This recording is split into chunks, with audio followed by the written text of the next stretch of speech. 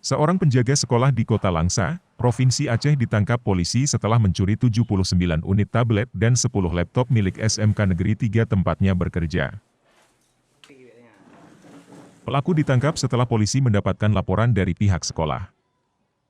Penjaga sekolah berinisial Su, membobol jendela ruangan laboratorium komputer dan mencuri puluhan unit tablet dan laptop. Pelaku yang sangat paham dengan lingkungan sekolah sudah melakukan aksinya berulang kali. Kepada polisi, pelaku mengaku telah melancarkan aksinya sejak April hingga September 2022. Pelaku kemudian menjual barang hasil curian tersebut kepada seorang penadah berinisial J, yang kini telah ditetapkan sebagai daftar pencarian orang.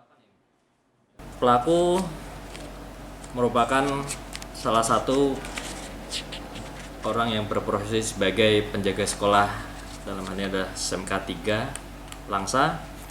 Pelaku sudah berhasil mencuri 79 unit tab merek Advan 8 warna hitam dan 10 unit laptop merek Lenovo.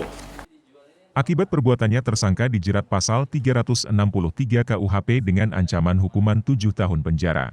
Tim Liputan Aceh Video.